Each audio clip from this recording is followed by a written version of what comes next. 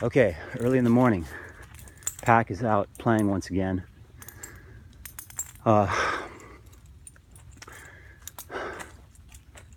Really excited about what I'm going to talk about right now. Basically just recapping what happened yesterday. Every day has been an absolute miracle, and that's been going on for a long time. Utter synchronicity, utter oneness with Creator. If you've been paying close attention to the videos, you'll see that Creator shadows my every move and basically puts what needs to go in the screen for both me and for you. And oftentimes I'm just the cameraman. All I got to do is hold the trigger down. Oh, Athena, she loves to go poop at all the wrong times. All right. So again, I told you, my life, picking up poop, all right?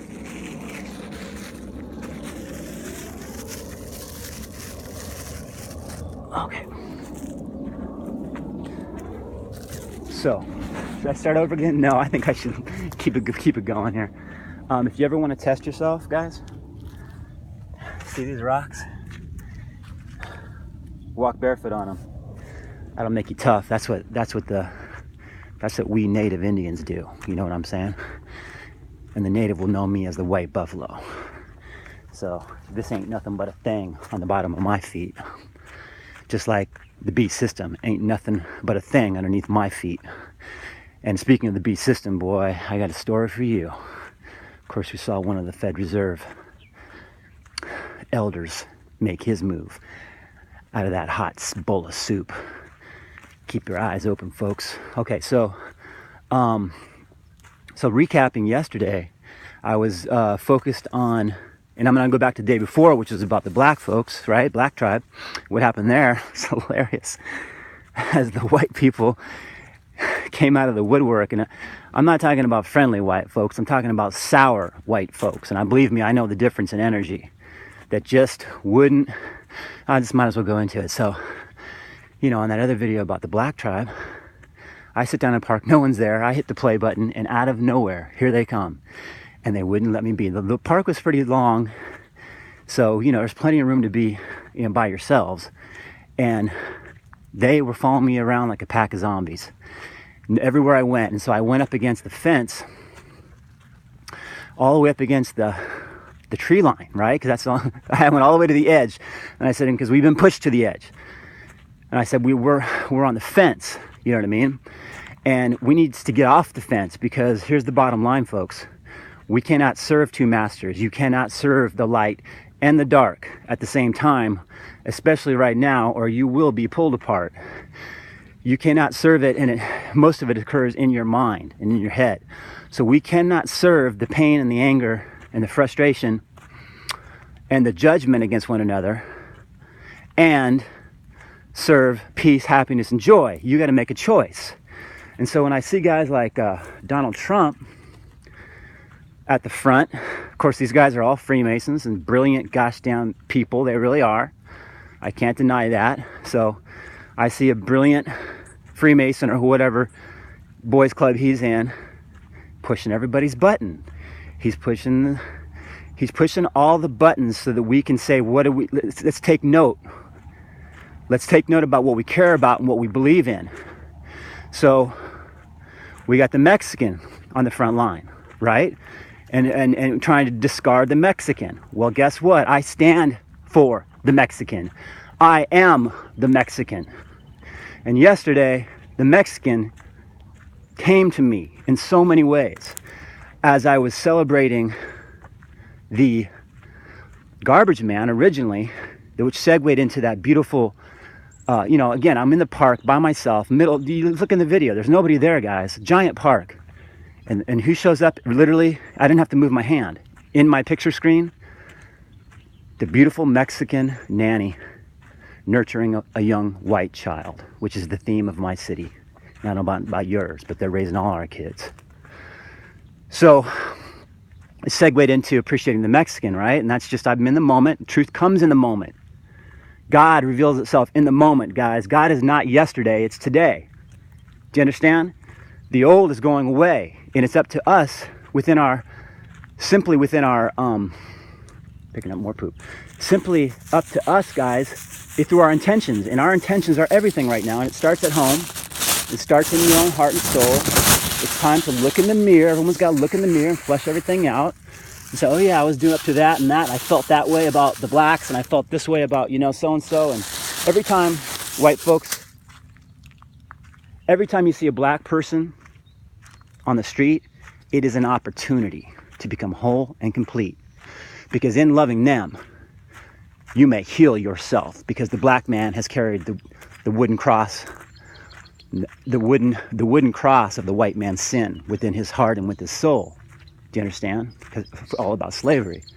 So now the black family is ordered and commanded to let go of this burden that they're holding so close and so dear to their heart.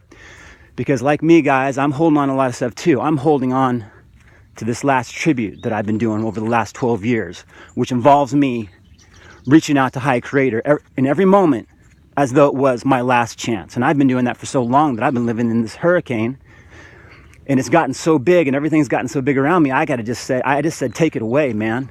I don't even know what it is anymore. It's just my life. So the black tribe is ordered to let go of this nonsense, ask for assistance from the Christ and Archangel Michael. Say, here, please take this burden from me so that I can see what it is and see what it means. And let me tell you what it is. It's a trophy cup, big one. Drink up. And of course, in that video, you had the black guy show up in the middle of my cup, guys. We can't deny this stuff. Please don't. Just don't deny me. I'm tired of that bullshit going on in this world. People denying me, running from the truth, fear of their own shadow. Sorry, I'm a little fired up today because I'm excited. So yesterday, check this out. This gets really spicy. So I segued into the Mexican mother, and of course the Mexican father raised me and gave me everything unconditionally. I wear his shirt to this very day, and I wear his love wrapped around me like a blanket. Do you understand me? Like a blanket.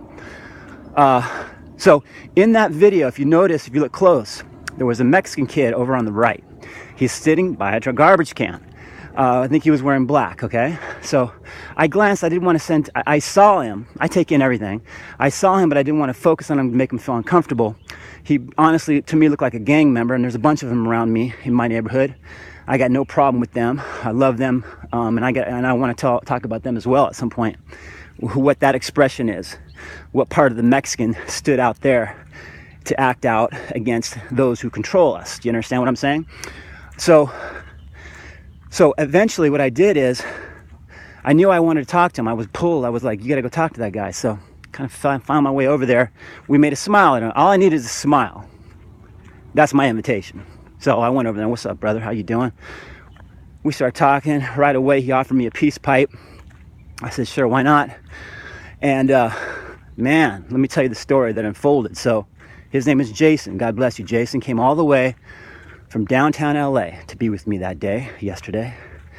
45 minutes. I'm really close to that park, so I can just walk over there.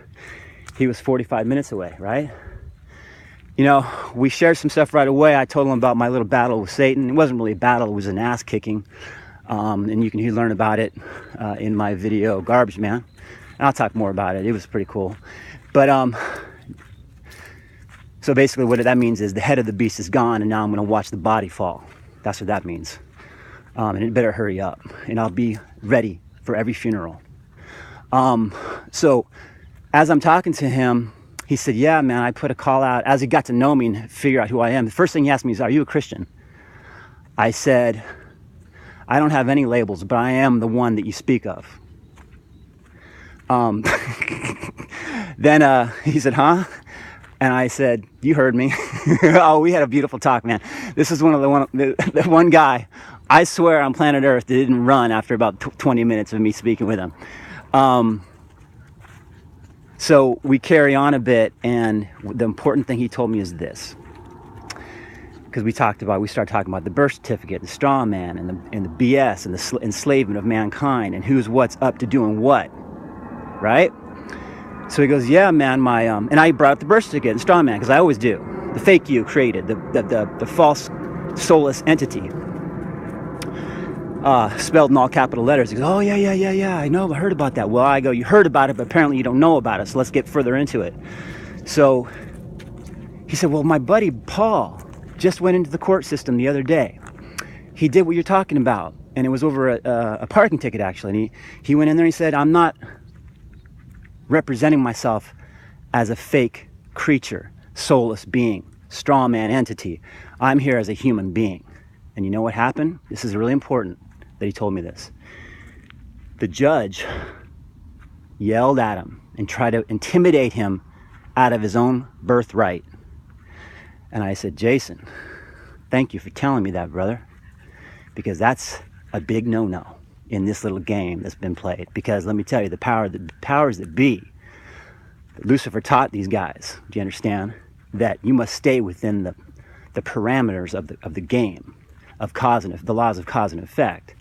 So you get them to participate with you. You get them to sign your names under this fake creature and play your game. But if they stand in their power and they own who they are, you can't mess with that. And this judge did, and I wonder how many other times it's happened. But I said, Jason, what we're going to do? And he goes, now listen, man, but here's the thing. Paul, he don't believe in God. And I laughed. And I said, oh, yes, he does. Oh, yes, he does. He may not have the belief systems you picked up along the way through your books or whatnot, but God is living within that man's heart and with his soul, and he went up against the beast system by himself to represent himself because he believes in truth and he believes in who he is, and he most certainly believes in God whether he knows it or not. And guess what? It goes further. What's his name? Paul? Isn't that the name of an apostle?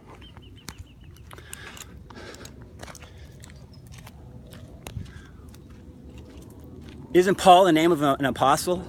He says, yeah, it is. I said, well, guess what?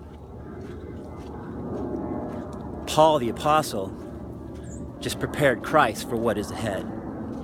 Because I'm going into the system in a couple days. And I am fully prepared now for anything. So I said, you better let Paul know to get ready because he's got a heavy burden to carry. Because we're going to pull him out and we're going to talk to him face to face pretty soon. And we're going to find out who he is. And I said, Jason, we're going to find out who you are. Why are you in this park with me right now? He goes, well, I'll be very honest with you. This is kind of crazy how this is all happening. I go, it ain't crazy, brother. It's God. Go ahead, talk. And he said, well, I called out from a very deep place today that I wanted to know God and I want to know truth and I want to know what the H is going on here. And I said, well, here it is, right in front of you.